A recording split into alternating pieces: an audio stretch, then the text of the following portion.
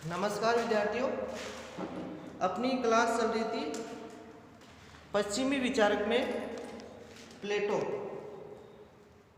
हम पढ़ रहे थे प्लेटो। इसमें हमने पढ़ा प्लेटो का जीवन परिचय। इसमें हमने प्लेटो का जीवन परिचय, फिर इसकी प्रमुख बुक्स या पुस्तकें, उसके बाद में हमने पढ़ा इसके न्याय के सिद्धांत। उस समय प्रचलित न्याय के सिद्धांत ये पहले अपनी क्लास में पढ़ चुके हैं। आज हम पढ़ेंगे इसी न्याय सिद्धांत को प्लेटो कहाँ कहाँ लागू करता है, अर्थात प्लेटो ने न्याय सिद्धांत को कैसे बांटा। प्लेटो ने जो न्याय का सिद्धांत दिया वो किस आधार पर दिया, वो वर्तमान समय में लागू होता है या नहीं होता है, इसी को प्लेटो ने न्याय को किस आधार पर बांटा। प्लेटो के समय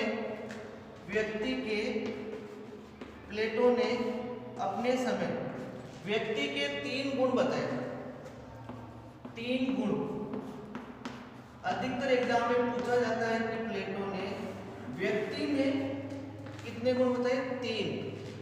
पहला गुण जिसमें ज्ञान है, विवेक है, 3 गुण बताए, अर्थात जिसमें ज्ञान है, विवेक है, वो दार्शनिक राजा बनेगा। प्लेटो कहता है कि जिसमें विवेक है अर्थात ज्ञान है, वो ही दार्शनिक राजा या शासक बनेगा। और कहता है कि जिसमें शौर्य है, शौर्य कह दो या कह दो साहस, जिसमें शौर्य है, साहस है, वो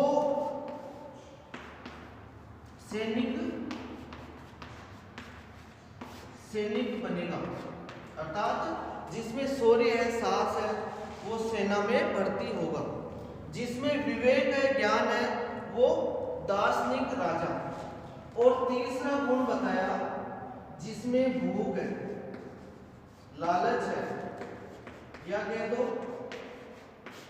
तृष्णा है। इन गुणों को प्लेटो ने उत्पादक वर्ग कहा।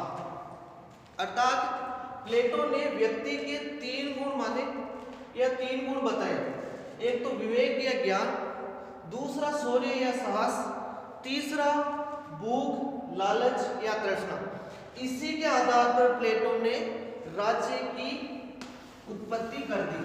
अर्थात प्लेटो कहता है जिस व्यक्ति में ज्ञान ज्यादा है या विवेक है, वही शासक बनेगा या राजा बनेगा, और जिसमें शौर्य या साहस है वो सैनिक बनेगा।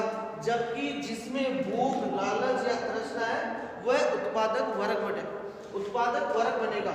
इस आधार पर प्लेटो ने व्यक्ति के 3 गुण के आधार पर राज्य के भी 3 वर्ग बना दिए। राज्य के भी 3 वर्ग बता दिए। व्यक्ति के 3 गुण हैं, विवेक या ज्ञान, शौर्य या साहस, भूख, लालच या तृष्णा। इसी के आधार पर प्लेटो ने कहा जो गुण व्यक्ति में होते हैं वही राज्य में होते हैं। उसी गुण की वजह से प्लेटो ने राज्य के 3 वर्ग बता दिए, जो दार्शनिक शासक, दार्शनिक वर्ग, सैनिक वर्ग या उत्पादक वर्ग। एग्जाम में पूछा जा चुका है कि प्लेटो ने व्यक्ति के कितने गुण बताए। प्लेटो ने व्यक्ति के कितने गुण बताए, जबकि राज्य के कितने गुण बताए। हर एग्जाम में पूछा जा चुका है कि प्लेटो व्यक्ति के कितने गुण बताए या राज्य के कितने गुण बताए। तो याद रखने वाली यही बात है, व्यक्ति के 3 गुण और राज्य के 3 वर्ग। इसी के आधार पर प्लेटो के सारे सिद्धांत बने। इसी के आधार पर जितने गुण और राज्य के वर्ग बताए, इन्हीं पे प्लेटो के सारे सिद्धांत लागू होते हैं, इन्हीं के आधार पर सारे सिद्धांत लागू होते हैं, इन्हीं के आधार पर सारे सिद्धांत लागू होते हैं।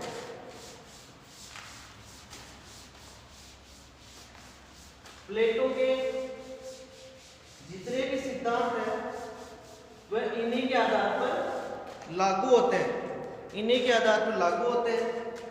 प्लेटो ने जो न्याय की अवधारणाएं दी, या प्लेटो ने जो शिक्षा के बारे में बताया, या प्लेटो ने जो शिक्षा के बारे में बताया, या प्लेटो ने साम्यवाद के बारे में बताया, वो सभी इसी 3 वर्ग पे टिके हुए हैं। अगर ये 3 वर्ग समझ में आ गए तो प्लेटो के न्याय सिद्धांत, प्लेटो की शिक्षा व्यवस्था और प्लेटो के साम्यवाद ये समझ में आ जाएगा। इसमें हम पढ़ रहे थे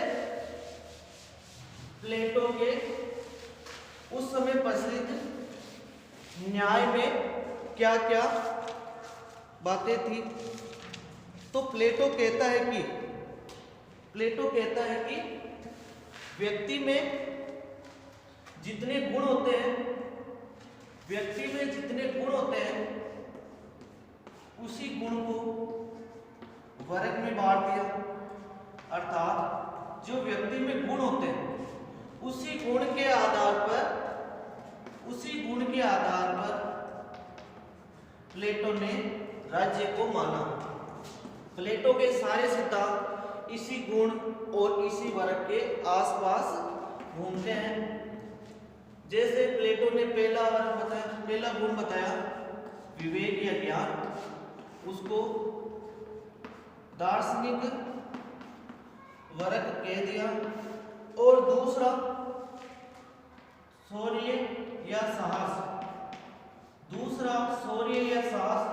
उसको सैनिक वर्ग बता दिया। अर्थात जिसमें शौर्य या साहस है उसको सैनिक वर्ग, और जिसमें लालच है, भूख है, प्यास है, ये सभी को उत्पादक वर्ग बता दिया। प्लेटो कहता है कि विवेक जिसमें ज्यादा है वो दार्शनिक, जिसमें साहस या शौर्य है वो सैनिक, और जिसमें लालच है वो उत्पादक वर्ग। अर्थात प्लेटो ने राज्य के अंदर सिर्फ 3 वर्ग बताए, दार्शनिक वर्ग, सैनिक वर्ग और उत्पादक वर्ग। अर्थात राज्य में जितने भी लोग निवास करते हैं वो इन 3 वर्ग में आएंगे। जो किसान होते हैं, खेती करते हैं, मजदूरी करते हैं, उनमें भूख होती है, लालच होती है, तो प्लेटो के अनुसार वो उत्पादक वर्ग में आएगा। अर्थात जिसमें ताकत है, शौर्य है, साहस है, डरने की क्षमता नहीं है, डट के मुकाबला करने की क्षमता है, वो सैनिक वर्ग में आएगा। और जिसमें पढ़ने की या ज्ञान है या पढ़ने की इच्छा है वो दार्शनिक वर्ग में आएगा। अर्थात ये वर्ग सिर्फ राजा बनेगा या राजा के मंत्री बनेंगे, ये वर्ग सिर्फ राजा बनेगा प्लेटो के अनुसार। और ये वर्ग सिर्फ सेना में जाएगा, शौर्य ये सिर्फ सेना में जाएगा। और ये वर्ग किसान हो गए, मजदूर हो गए, कारीगर हो गए, जितने भी काम करने वाले हैं वो किसान मजदूर इस उत्पादक वर्ग में आएंगे प्लेटो के अनुसार। तो प्लेटो ने सबसे ज्यादा उत्पादक वर्ग को माना, क्योंकि इनकी संख्या लगभग राज्य में 70% होती है, इनकी संख्या 20% होती है, तो इनकी संख्या 10% होती है। तो प्लेटो कहता है कि सबसे ज्यादा राज्य में उत्पादक वर्ग है, उसके बाद में सैनिक, क्योंकि राजा सिर्फ एक ही हो सकता है, तो इसमें 10% और उसके मंत्री। तो इस आधार पर प्लेटो ने राज्य के वर्ग किए। और इसी के आधार पर प्लेटो का एक कथन है जो हर एग्जाम में प्लेटो से संबंधित पूछा जाता है। प्लेटो का एक प्रसिद्ध कथन, राज्य व्यक्ति का वर्ग या बड़ा, वर्ग को कह दो बड़ा रूप है। प्लेटो के अनुसार इस कथन का अर्थ इसी गुण और वर्ग के हिसाब से समझ में आ जाएगा। प्लेटो कहता है राज्य व्यक्ति का बड़ा या वृहद रूप है। सिंपल सा एग्जाम में यही निबंधात्मक क्वेश्चन में लिखा जाएगा, राज्य व्यक्ति का वरद रूप है, व्याख्या करो। तो इसमें क्या लिखना है, राज्य व्यक्ति का वरद रूप है। इसमें प्लेटो ने क्या माना, ये व्यक्ति को तीन भागों में बांट दिया, एक विवेक, एक साहस और एक लालच। अर्थात ये राज्य में सिर्फ तीन ही लोग रहेंगे जो विवेक और साहस और लालच इन तीनों को मिला के या इन तीनों को मिला के प्लेटो कहता है कि राज्य बना। इन तीनों को मिला के या तो इनको मिला दो या इनको मिला दो। अर्थात राज्य, जो राज्य है वह व्यक्ति का बड़ा रूप है। ये तो हो गए व्यक्ति। दार्शनिक किसमें आएंगे, व्यक्ति में आएंगे, पत्थर में या मकान इनमें थोड़े आएंगे। तो व्यक्ति, दार्शनिक वर्ग ये भी व्यक्ति है, सैनिक वर्ग ये भी व्यक्ति है और उत्पादक वर्ग ये भी व्यक्ति है। अर्थात तीनों व्यक्ति मिलके, तीनों वर्ग के व्यक्ति मिलके राज्य का निर्माण करेंगे। इसी कथन है राज्य व्यक्ति का वरद रूप है, अर्थात बड़ा रूप है। यह प्रसिद्ध कथन है, इसको भूलना नहीं है। यह है प्लेटो का प्रसिद्ध कथन, हर एग्जाम में पूछा जा चुका है। राज्य व्यक्ति का वरद या बड़ा रूप है। इसके बाद में प्लेटो ने एक अभिभावक वर्ग बनाया है। इसी के आधार पर प्लेटो ने एक अभिभावक वर्ग बनाया। प्लेटो कहता है अभिभावक वर्ग या संरक्षक वर्ग,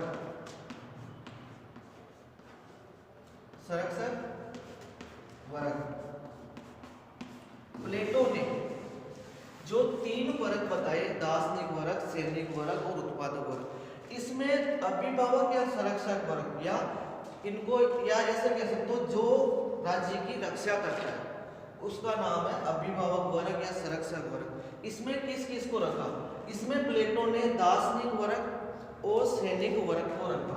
इसमें प्लेटो ने दार्शनिक वर्ग और सैनिक वर्ग को रखा। अर्थात प्लेटो इसमें उत्पादक वर्ग को शामिल नहीं करता है। एग्जाम में पूछा जाएगा अभिभावक वर्ग प्लेटो के अनुसार कौन कौन से थे। तो अभिभावक वर्ग एक दार्शनिक वर्ग और एक सैनिक वर्ग, या ऐसा भी पूछा जा सकता है प्लेटो के अनुसार अभिभावक वर्ग या संरक्षक वर्ग में किसको शामिल नहीं किया, तो उत्पादक वर्ग को शामिल नहीं किया। शामिल किसको किया, दार्शनिक वर्ग और सैनिक वर्ग।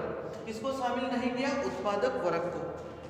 दार्शनिक वर्ग में कौन से आएंगे, जिसमें विवेक है, ज्ञान है, वो इसमें आएंगे।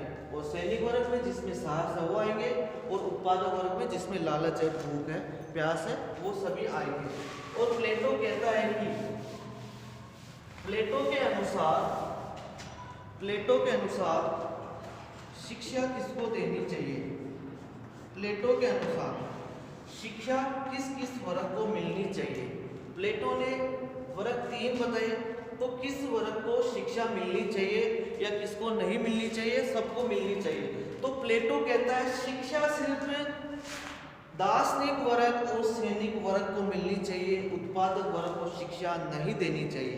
प्लेटो के अनुसार शिक्षा सिर्फ दो लोगों को दी है, तो दार्शनिक वर्ग को और एक सैनिक वर्ग को। उत्पादक वर्ग को शिक्षा से वंचित रखा है, अर्थात उत्पादक वर्ग को शिक्षा नहीं देनी चाहिए प्लेटो के अनुसार। प्लेटो और भी कहता है कि साम्यवाद में प्लेटो दो प्रकार बताते हैं साम्यवाद, एक तो परिवार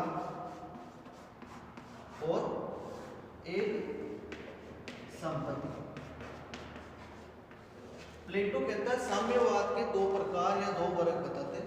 एक तो साम्यवाद में परिवार को शामिल करता है और संपत्ति।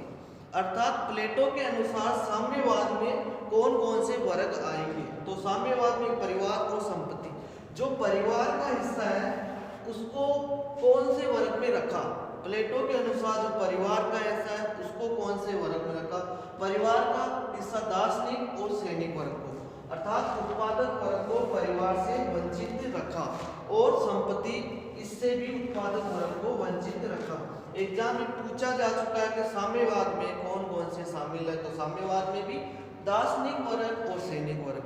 प्लेटो के अनुसार जो तीन वर्ग बताए, इन वर्ग में प्लेटो के अनुसार जो 3 वर्ग बताए, तो इन वर्ग में ज्यादा महत्व सिर्फ 2 वर्ग को दिया है। जो शिक्षा दी है, जो साम्यवाद दिया है, इसमें सिर्फ 2 वर्ग को महत्व दिया है, एक दार्शनिक वर्ग को और एक सैनिक वर्ग को, अर्थात उत्पादक वर्ग को इससे वंचित रखा है, उत्पादक वर्ग को इससे वंचित रखा है। प्लेटो कहता है कि जो व्यक्ति राज्य में निवास करते हैं, शिक्षा उन्हीं को देनी चाहिए जिसमें विवेक है या जिसमें साहस है। जिसमें लालच है उसको शिक्षा नहीं देनी चाहिए, क्योंकि वह शिक्षा का दुरुपयोग कर सकता है। और साम्यवाद को भी 2 वर्ग में रखा। तो प्लेटो के सारे सिद्धांत इन 3 वर्ग में ही आसपास घूमते हैं। और प्लेटो कहता है कि इस आधार पर कहता है कि जिसमें कार्य विभाजन, इसी सिद्धांत के आधार पर प्लेटो का कार्य विभाजन सिद्धांत लागू होता है। एग्जाम में पूछा जाएगा कार्य विभाजन, इतना लिख दिया जाएगा और पूछा इसकी व्याख्या करो। तो कार्य विभाजन किसने किया? प्लेटो ने किया। किस आधार पर? लोगों के कार्य बता दिए, जिसमें विवेक है, जिसमें साहस है, जिसमें लालच है। एग्जाम में सिंपल सा पूछा जाएगा कार्य विभाजन को समझो। तो कार्य विभाजन के 3 वर्ग आ जाएंगे, तीनों वर्ग के अलग अलग कार्य होंगे। जो इस सैनिक वर्ग में होगा या उत्पादक वर्ग में होगा या दार्शनिक वर्ग में होगा, वो जिंदगी भर इसी वर्ग में रहेगा। अर्थात जिसमें सेना में जाने की इच्छा है, जिसमें ताकत है, शौर्य है, वो जिंदगी भर सैनिक वर्ग में रहेगा, वो दूसरे वर्ग में नहीं जाएगा। अर्थात वो जिंदगी भर सेना में ही रहेगा। और जिसमें दार्शनिक है अर्थात विवेक या ज्ञान है, वो जिंदगी भर इसी वर्ग में रहेगा, वो न साहस या लालच इस वर्ग में, सैनिक वर्ग में या उत्पादक वर्ग में नहीं जाएगा। अर्थात जो किसान है, मजदूर है, जितने भी इस वर्ग में आते हैं, वो जिंदगी भर किसान या मजदूर बन के ही रहेगा। अगर उसमें शौर्य या सैनिक भी साहस भी आ जाता है तो वो जिंदगी भर इसी वर्ग में आएगा, इस वर्ग में नहीं जाएगा। तो इस आधार पर प्लेटो के जो कार्य विभाजन का सिद्धांत है, उस आधार पर कह सकते हैं कि प्लेटो ने जो कार्य विभाजन का सिद्धांत दिया, उसमें एक वर्ग दूसरे वर्ग में हस्तक्षेप नहीं करेगा। अर्थात वो सिर्फ एक वर्ग में ही रहेगा, दूसरे वर्ग में नहीं जाएगा। प्लेटो ने इसी कार्य विभाजन को श्रम विभाजन का सिद्धांत भी कहा है। एग्जाम में पूछा जा सकता है कि कार्य विभाजन या श्रम विभाजन का सिद्धांत किसने दिया? तो प्लेटो ने दिया। ये छोटी छोटी बातें हैं जो आपको याद रखनी है। इसके बाद में विशिष्टता का सिद्धांत, विशिष्टता का सिद्धांत, विशिष्टता का सिद्धांत भी इसी आधार पर लागू होते हैं। अर्थात विशिष्टता का सिद्धांत जो आदमी में विशेष गुण होते हैं, जैसे जिसमें ज्ञान होगा या विवेक होगा, साहस होगा या लालच होगा, एक विशेष गुण होगा, उसी गुण के आधार पर वर्ग या राज्य का निर्माण करेंगे। तो विशिष्टता का सिद्धांत भी प्लेटो ने दिया। इसी सिद्धांत के ऊपर प्लेटो के सारे नियम या सिद्धांत लागू होते हैं। तो विशिष्टता का सिद्धांत कह दो या कार्य विभाजन का सिद्धांत कह दो या श्रम विभाजन का सिद्धांत कह दो। विशिष्टता का सिद्धांत करता है जिसमें विशेष गुण होते हैं, विशेष गुण जिसमें ज्ञान होगा, विवेक होगा, उसको विशेष गुण माना। जिसमें सारे साहस या शौर्य होगा या लालच या भूख होगी, इनको एक विशेष गुण माना है। प्लेटो ने इनको एक विशेष गुण माना, इसी गुण को विशिष्टता का सिद्धांत कहा है। प्लेटो ने शिक्षा सिर्फ 2 वर्ग को दी है।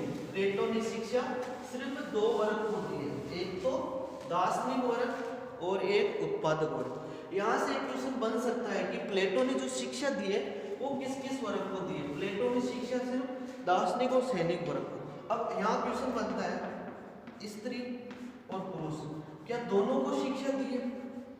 शिक्षा देने का वादा किया। प्लेटो कहता है कि जो दार्शनिक वर्ग है या सैनिक वर्ग है, इन दोनों को ही शिक्षा देनी चाहिए। अर्थात प्लेटो कहता है उत्पादक वर्ग को शिक्षा नहीं देनी चाहिए। यहाँ से एक क्वेश्चन बनता है, दार्शनिक वर्ग में स्त्री या पुरुष दोनों को शिक्षा देनी चाहिए या सैनिक वर्ग में स्त्री या पुरुष दोनों को शिक्षा देनी चाहिए? प्लेटो कहता है शिक्षा दार्शनिक वर्ग में जो भी इंसान आता है, चाहे स्त्री हो पुरुष हो, चाहे सैनिक वर्ग में स्त्री या पुरुष हो, दोनों को शिक्षा देनी चाहिए। अर्थात जितने भी उत्पादक वर्ग में स्त्री और पुरुष दोनों हैं, इन दोनों को शिक्षा से वंचित रखा गया है। सिर्फ उत्पादक वर्ग में, इन वर्ग में स्त्री और पुरुष दोनों को शिक्षा देने का शिक्षा देने का प्रावधान किया गया है। दार्शनिक वर्ग और सैनिक वर्ग, प्लेटो के सिद्धांत इसी आधार पर इन दो पे ही ज्यादा टिके हुए हैं, अर्थात हर चीज में उत्पादक वर्ग को वंचित रखा गया है। इसी आधार पर प्लेटो का कथन है कि स्त्री और पुरुष को समान अधिकार। प्लेटो के अनुसार स्त्री और पुरुष का समान अधिकार। क्या प्लेटो ने स्त्री और पुरुष को समान अधिकार दिए हैं? नहीं, क्योंकि उसने सिर्फ दार्शनिक वर्ग और सैनिक वर्ग इन दोनों में ही समान अधिकार दिए, जबकि उत्पादक वर्ग में स्त्री और पुरुष को इन अधिकारों से वंचित किया गया है। तो एग्जाम में ये भी पूछा जा चुका है कि स्त्री और पुरुष को समान अधिकार दिया गया, तो समान अधिकार सिर्फ दार्शनिक वर्ग और सैनिक वर्ग में ही दिया गया, उत्पादक वर्ग में कोई समान अधिकार नहीं अधिकार दिया गया। अर्थात इसमें असमानता का प्रतीक मालूम होता है। अर्थात प्लेटो ने यहाँ पे उस समय उत्पादक वर्ग को असमान माना है। वो माना है कि उत्पादक वर्ग राज्य का निर्माण नहीं करता, राज्य का निर्माण सिर्फ दार्शनिक वर्ग और सैनिक वर्ग ही कर सकता है। अब इसमें कमियां कौन कौन सी रह सकती है इस वर्ग में? इसमें प्लेटो ने लोगों की स्वतंत्रता छीनी है। कैसे? प्लेटो ने स्वतंत्रता छीनी है क्योंकि उत्पादक वर्ग को इतना स्वतंत्र नहीं माना। क्योंकि उसको स्वतंत्रता क्यों छीनी गई? उत्पादक वर्ग को इतनी शिक्षा, साम्यवाद, इन चीजों से वंचित रखा गया है। उत्पादक वर्ग को शिक्षा और साम्यवाद इनसे वंचित रखा गया, अर्थात स्वतंत्रता का उल्लंघन किया गया। अर्थात प्लेटो के समय स्वतंत्रता हर व्यक्ति को नहीं थी। जो दार्शनिक वर्ग है या सैनिक वर्ग है, इनको ही स्वतंत्रता थी। शिक्षा या साम्यवाद से प्लेटो ने स्वतंत्रता का उल्लंघन किया है। और प्लेटो ने जो कार्य विभाजन किया है वो वर्तमान समय में लागू नहीं हो सकता। अर्थात वर्तमान समय में सिर्फ 3 वर्ग नहीं बनाए जा सकते, सिर्फ दार्शनिक वर्ग, सैनिक वर्ग और उत्पादक वर्ग नहीं बनाए जा सकते, क्योंकि वर्तमान समय में जिसमें ज्ञान है, विवेक है, इसके आधार पे अलग अलग काटा जा चुका है। क्योंकि अगर जो व्यक्ति 24 घंटे पढ़ता रहेगा, 24 घंटे में लगातार पढ़ता रहेगा, वो सनकी या पागल बन जाएगा। अगर प्लेटो के अनुसार जिसमें ज्ञान या विवेक तो आ जाए, लेकिन इतना भी मत पढ़ो कि पागल हो जाए, पत्थर फेंको, तो वो दार्शनिक शासन या राजा नहीं बन सकता। प्लेटो के अनुसार सिर्फ जो पढ़ने वाला है, ज्ञान है, जिसमें विवेक है, वही दार्शनिक वर्ग हो सकता है। लेकिन इसमें प्लेटो ने ये चीज भूल गई कि जो जितना भी ज्ञान प्राप्त करेगा एक लिमिट होती है, उस लिमिट को क्रॉस करने के बाद आदमी पागल या सनकी हो सकता है। और वो व्यक्ति को अगर आप दार्शनिक या राजा बना दो तो वो देश का निर्माण नहीं कर सकता, है। और जिसने मान लो विवेक तो आ जाए, ज्ञान तो आ जाए, और व्यक्ति पढ़ लिख कर या पैसे देकर कोई परीक्षा पास भी कर ले, अगर उसको राजा बना दिया, परीक्षा पास होने के बाद उसको राजा बना दिया, तो दार्शनिक वर्ग में नहीं गिना जाएगा। क्योंकि वो जो राज्य का विकास करना है, वो राज्य का विकास ढंग से नहीं कर पाएगा। तो इस आधार पर प्लेटो के जितनी अच्छाइयाँ भी है वो बुराइयाँ भी शामिल करता है। अब है प्लेटो की शिक्षा।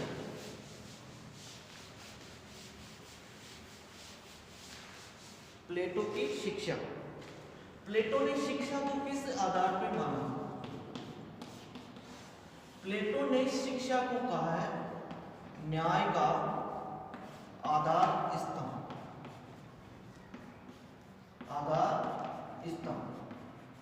प्लेटो कहता है कि जिस व्यक्ति ने शिक्षा प्राप्त कर ली, अगर वो न्याय देना चाहे तो वो दे सकता है। अर्थात न्याय का एक आधार स्तंभ, मुख्य स्तंभ जो माना है वो शिक्षा को माना है।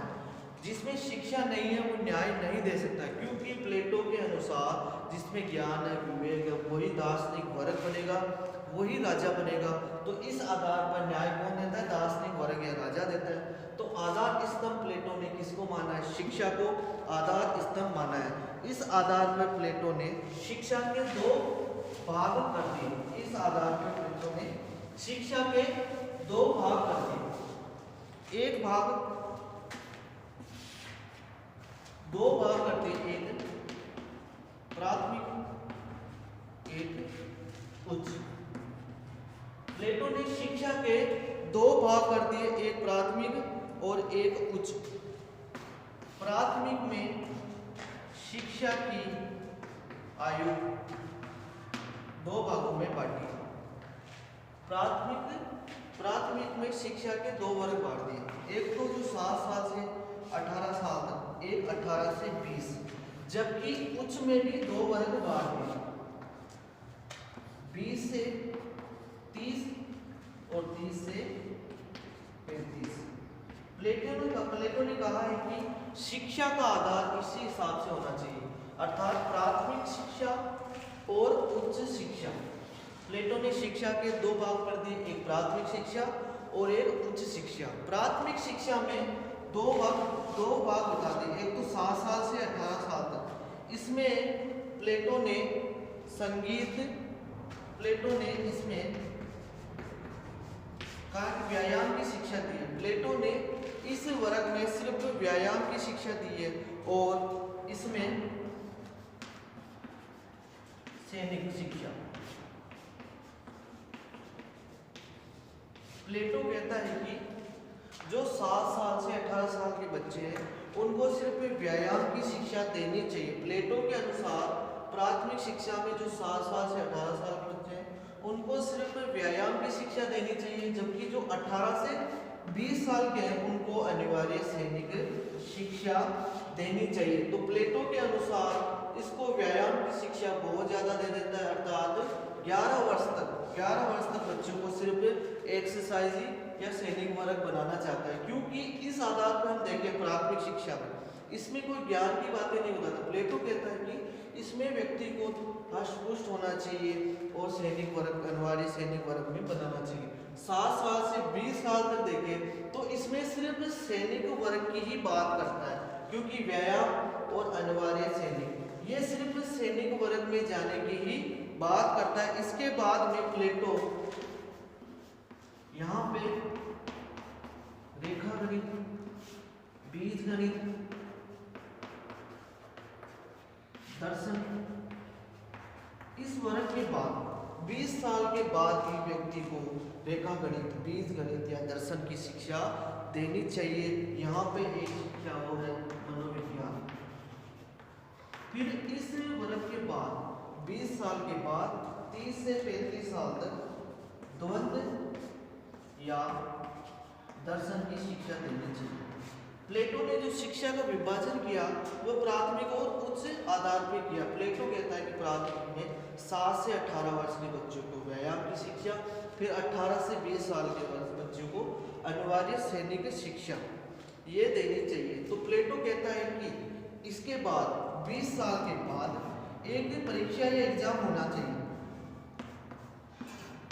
प्लेटो कहता है कि ये शिक्षा देने के बाद एक परीक्षा या एग्जाम होना चाहिए, या जो बच्चा परीक्षा पास कर लेता है उसको आगे बढ़ा देना चाहिए। बाकी जो परीक्षा पास नहीं करता है उनको राज्य के दूसरे कामों में बांट देना चाहिए, अर्थात राज्य के 3 वर्ग होते हैं उनमें उत्पादक वर्ग में रख देना चाहिए, क्योंकि उत्पादक वर्ग में सबको अनिवार्य शिक्षा उनसे वंचित रखा गया। अर्थात प्लेटो ने इतनी लंबी शिक्षा के बाद 7 साल से 20 साल की शिक्षा के बाद, जिसमें व्यायाम अनिवार्य सैनिक रखा, इसके बाद में जो बच्चा परीक्षा से फेल हो जाता है उसको वंचित कर देता है, उनको मौका नहीं देता। जो पास होते हैं उनको ही बाद की शिक्षा देनी चाहिए। अर्थात 20 से 30 साल के बच्चों को रेखा गणित, बीज गणित, दर्शन, मनोविज्ञान ये किनको देना चाहिए? जो बच्चे पास हो जाते हैं उनको।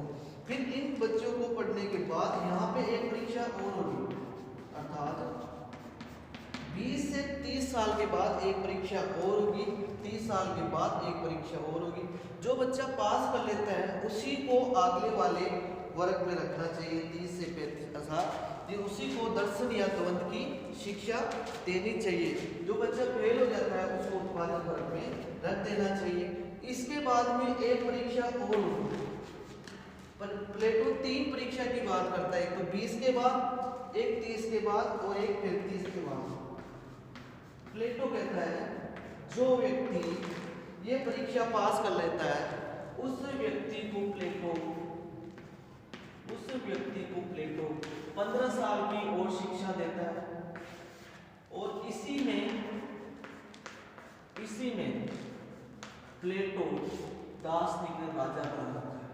अर्थात जो व्यक्ति इस परीक्षा में सबसे ज्यादा टिकेगा या मेहनत करेगा उसको दार्शनिक राजा बनाता है।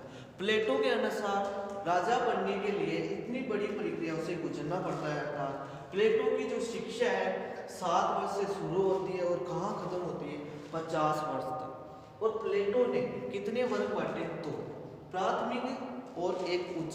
प्राथमिक में 7 से 18, 18 से 20, इसके बाद में परीक्षा, फिर 20 से 30, फिर इसके बाद में एक परीक्षा, जो बच्चे पास होते हैं फिर आगे 30 से 35, फिर इसके बाद में एक परीक्षा, उनको दार्शनिक राजा बना।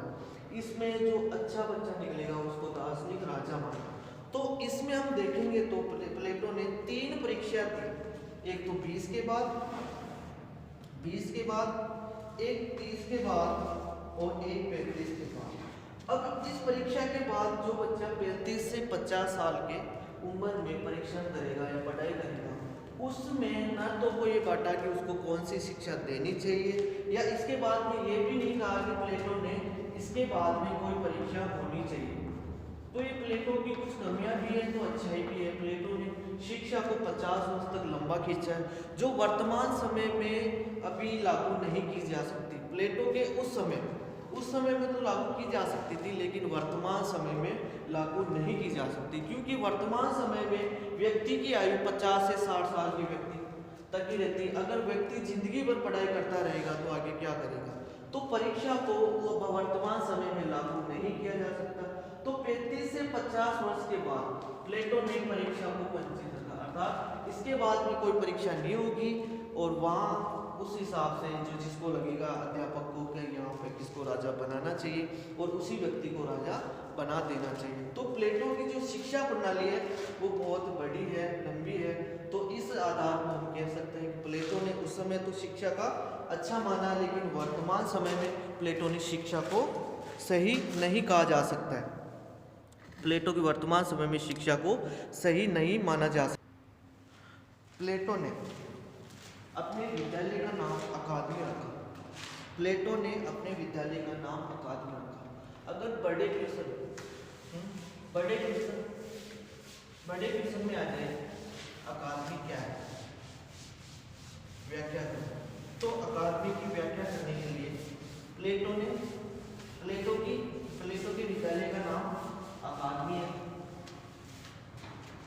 इसकी व्याख्या करें तो प्लेटो के विद्यालय का नाम अकादमी है, जिसकी स्थापना 387 ईसा पूर्व में हुई। इसको यूरोप